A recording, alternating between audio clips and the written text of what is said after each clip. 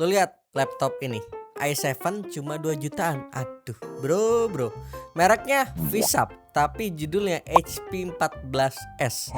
Saran gua jangan kemakan embel-embel spek dewa harga sampah. Maka dari itu, di video ini gua udah riset list laptop tipis dan ringan di 6 sampai 10 jutaan yang bisa dipilih di 2026. Mari kita bahas.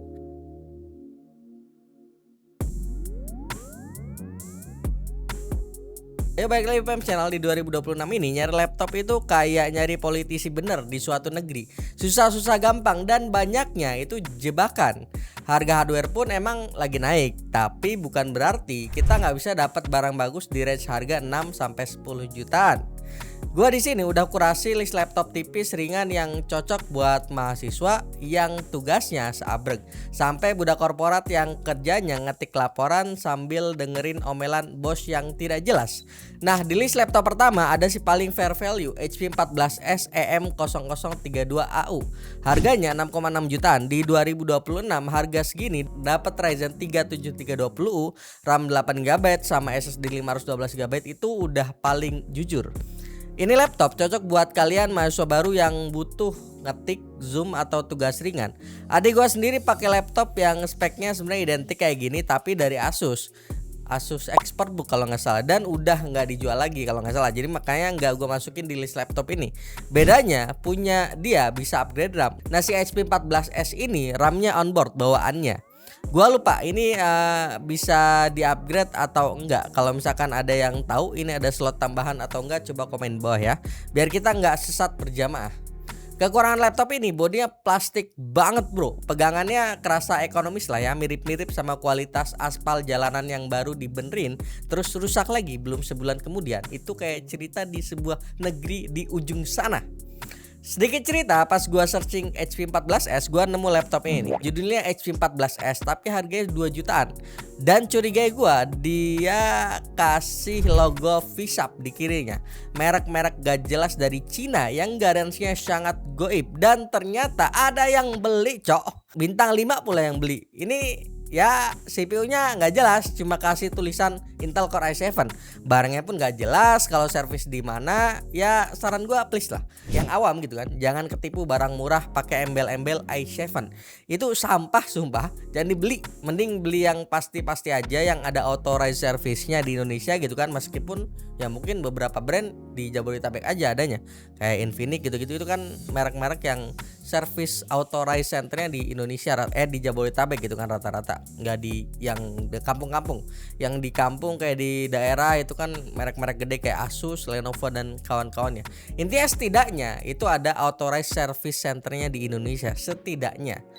Dan kalau lu ngerasa HP 14S ini terlalu biasa dan plastik, lu bisa lirik Infinix Xbook B14, harganya 6,9 jutaan, mepet 7 juta dan punya kelebihan yang paling kelihatan. Ini cocok buat cewek sih. Desainnya ini cakep ya. Cocok buat orang yang suka perhatian. Cewek biasanya kan.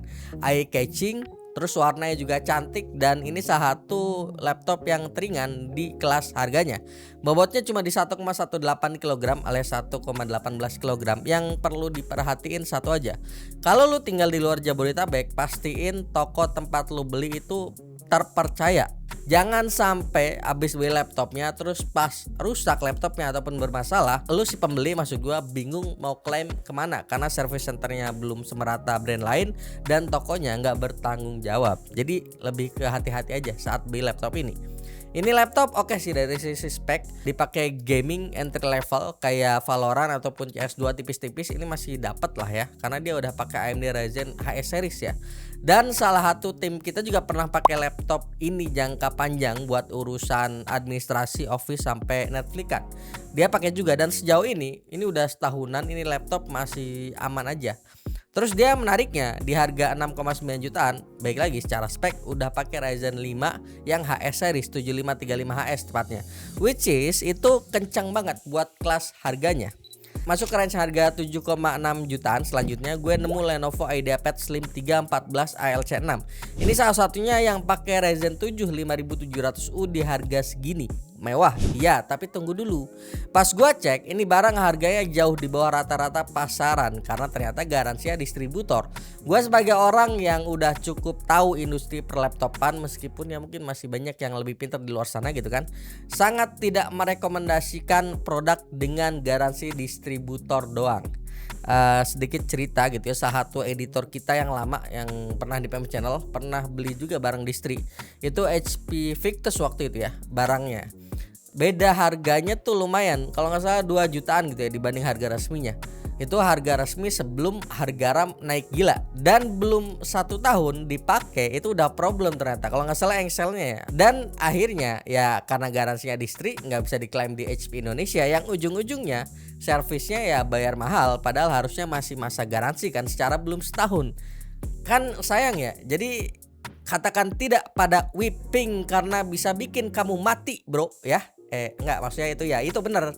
Jangan sekali-kali coba ngisep itu, tapi ya tidak, katakan tidak pada laptop garansi distri juga. Selanjutnya ada Axio Hype 7 AMD X82.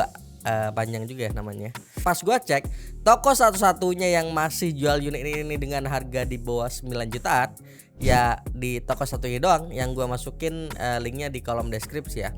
Barangnya kenapa menarik? Karena dengan harga 8 juta mepet 9 juta lu udah dapet sebuah laptop yang CPU-nya nggak jadul-jadul amat, Ryzen 7 7000 series, tepatnya 7735HS, yang biasa dipakai di banyak laptop gaming. Yang pernah gua review juga waktu itu Asus TUF Gaming A16, itu pakai CPU yang sama dengan laptop ini.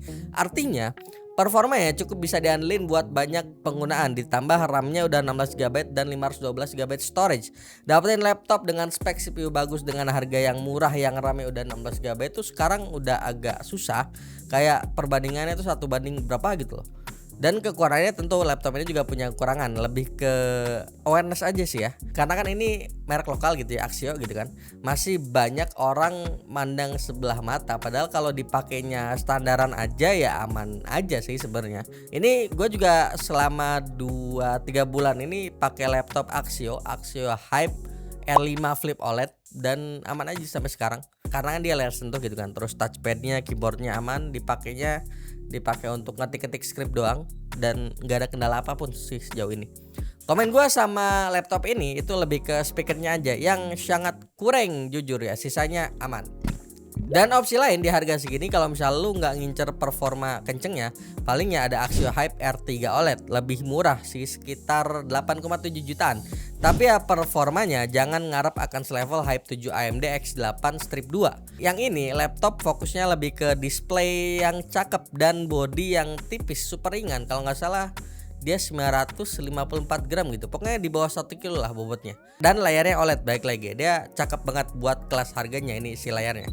Nah ini buat lo yang udah punya gaji tetap atau mahasiswa tingkat akhir yang pengen laptop serius, ada Asus VivoBook S14 S3407QE di harga 9,7 jutaan.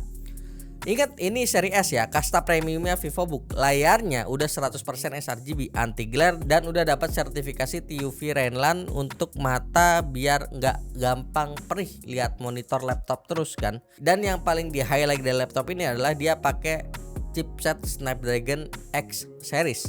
Gua udah tes, baterainya ini bisa tembus 24 jam nonstop. Cocok buat kalian budak korporat yang harus standby ngerjain data Excel seabrek gitu kan, atau lu yang lagi sibuk ngetik surat resign biar cepet bebas dari tekanan atasan, ini akan cocok.